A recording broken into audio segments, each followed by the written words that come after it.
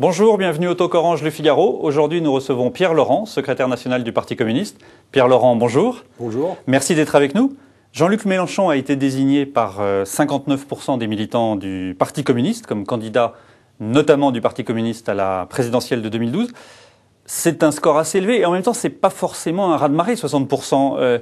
Comment est-ce qu'il va pouvoir créer une sorte de dynamique maintenant ? Non, mais on a une participation à la consultation du Parti communiste qui a été très forte, puisqu'il y a quasiment 50 000 adhérents du parti qui se sont déplacés. Donc ça veut dire qu'il y a un engagement très fort déjà dans la campagne.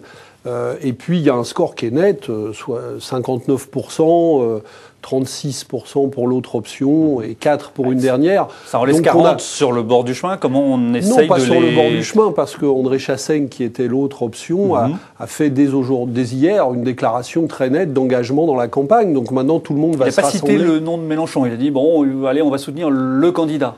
Oui, mais on va y aller ensemble dans la campagne du Front de gauche, donc il n'y a pas de souci là-dessus.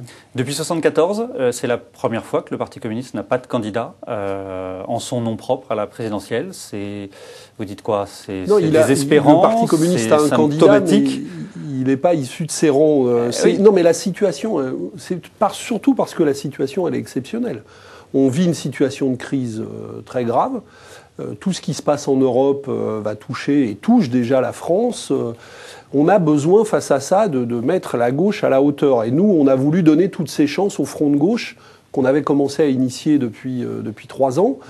Et donc, c'est un choix qui est motivé par ça. C'est pas un choix d'effacement, c'est au contraire un choix pour créer les conditions d'une place importante du Front de gauche dans la campagne à venir. Les internautes peuvent vous poser des questions.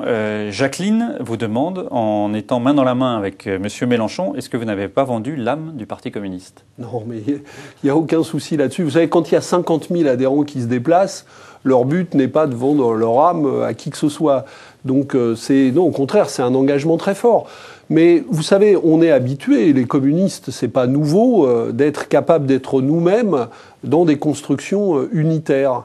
Donc nous sommes d'ailleurs des rassembleurs, nous le sommes sur le terrain, on l'est en politique, nous prenons toujours des politiques de rassemblement. Donc on sait parfaitement être nous-mêmes dans des constructions unitaires, il n'y a pas de souci à avoir là-dessus. En même temps, l'objectif de Jean-Luc Mélenchon, il ne l'a jamais caché, c'était d'essayer de recréer ce qu'avait fait Oskar Lafontaine en Allemagne avec Die Linke, donc de créer une sorte de parti dans lequel le Parti communiste pourrait se dissoudre. Oui, mais je sais que c'est une opinion qu'il avait, on en a souvent parlé, et nous ne sommes pas favorables à cette option-là. Nous avons justement proposé plutôt l'idée d'un front qui permette aux différentes forces qu'il compose de continuer à exister. Donc nous n'avons pas l'intention de dissoudre le Parti communiste.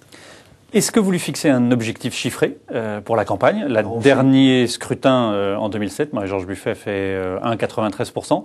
On sera très au-delà de ça. Ouais. Mais et quel objectif vous fixez? On n'a pas d'objectif chiffré, c'est trop tôt pour le dire. On ne sait même pas qui va être candidat. On n'arrête pas de nous demander de commenter des sondages sur des scénarios hypothétiques qui se défont les uns après les autres. Donc on verra dans 6 mois, quand on connaîtra le paysage, on parlera de ça. Mais pour le moment, faire des pronostics, ça n'a pas beaucoup de sens. Ce qui est sûr, c'est qu'on veut jouer un rôle très important dans la gauche avec le Front de gauche, parce qu'il y a un besoin d'alternative politique très fort à nos yeux. Il y a beaucoup de gens qui veulent passer à autre chose que le sarkozysme, mais il faut construire une alternative politique en face. Pour ça, la gauche va avoir besoin des forces que nous représentons. Alors justement, votre candidat maintenant est désigné. Quand la campagne doit-elle démarrer et quel type de campagne doit-il faire? Elle va démarrer, on va faire un premier meeting de lancement le 29 juin à Paris. Ça sera l'acte de démarrage de notre campagne commune. Et on veut délibérément une campagne collective. Donc on va s'organiser pour ça. On aura un conseil de campagne collectif. Chacun y aura sa place. Nous ne voulons pas d'une campagne qui soit organisée autour d'un seul homme, en l'occurrence le candidat. Il faut que le candidat joue son rôle et il va le jouer. Et nous allons soutenir sa campagne, évidemment. Mais nous voulons montrer la pluralité des forces qui sont engagées dans le Front de gauche. Et donc, nous allons nous organiser pour cela. Et c'est vous qui présiderez ce comité de campagne? C'est pas encore décidé. On a une réunion de travail demain, mais en tout cas, le Parti communiste va proposer que je préside ce conseil de campagne. Ouais. Et est-ce qu'il faut que la campagne, le siège de campagne, soit place du Colonel Fabien, ou au contraire que non, ça soit indépendamment? On n'en est pas là encore. Nous, on a des locaux qui peuvent accueillir ça, mais on peut aussi s'installer ailleurs. Il n'y a pas de problème. On va trouver la solution la plus efficace pour tout le monde. Vous l'avez évoqué dans la campagne, donc vous êtes pour essayer d'ancrer à gauche, plus à gauche encore la gauche. Quelle doit être la campagne que doit mener Jean-Luc Mélenchon par rapport au Parti socialiste? Est-ce qu'il faut qu'il le ménage dans l'optique du second tour ou au contraire essayer de l'attaquer un peu plus fort? Notre adversaire, c'est clairement la majorité actuelle et la politique de Nicolas Sarkozy. C'est de cela dont nous voulons défaire la France. Il faut construire en face. Il y a un débat sérieux à gauche. Et nous pensons, on voit avec ce qui se passe en Europe, que la solution ne peut pas être timide à gauche. Parce que si elle est timide, on voit bien ce qui se passe en Espagne, au Portugal, en Grèce. Les pouvoirs socialistes sont défaits et sont mis en pièces par cette situation. Timide donc, par opposition à radical ? Oui, il faut un peu. En tout cas, il faut des solutions qui s'attaquent vraiment à la racine des problèmes, puisqu'on parle de radicalité. Il faut s'attaquer à la racine des problèmes. Dans la crise européenne actuelle, il y a un problème, c'est le pouvoir exorbitant des marchés financiers. Il faut faire reculer le pouvoir actuel des marchés financiers sur l'économie. Il faut redonner du pouvoir aux salariés, aux syndicats. Il faut redonner du pouvoir à ceux qui veulent vraiment entreprendre au plan industriel, mais pas pour aller faire du fric sur les marchés, pour produire des choses utiles à nos pays. Il faut relocaliser des productions industrielles. Donc il y a beaucoup de choses à faire. Et pour ça, il faut donner plus de pouvoir à la politique, plus aux citoyens, plus aux élus, un peu moins aux actionnaires. Est-ce que si le Parti socialiste l'emporte, lors de la présidentielle de 2012, le Front de gauche participera à un gouvernement ? C'est pareil, on n'en est pas là. Je veux dire, nous nous battons, nous, pour qu'émerge une politique dans laquelle nous pourrions nous inscrire. Nous voulons une autre majorité politique avec une politique qui nous satisfasse. Donc nous allons chercher à en créer les conditions. Mais ça, c'est la campagne qui va permettre de savoir si nous réussissons à créer les conditions de cette politique. C'est-à-dire qu'avec le projet que le Parti socialiste a adopté tel qu'il est aujourd'hui, ça ne vous satisfait pas, ça n'est pas suffisant. Non, mais on peut aussi se rassembler autour des solutions que propose le Front de gauche. Ça, on en est au début de la campagne. Chacun va mettre sur la table ses propositions. Et ensuite, nous verrons autour de quelles idées on peut se rassembler. Mais il ne faut pas se dire par avance qu'on va se rallier les uns aux autres. Il faut mettre sur la table des idées, des solutions pour le pays. Et on verra autour desquelles les Français nous proposent de nous rassembler.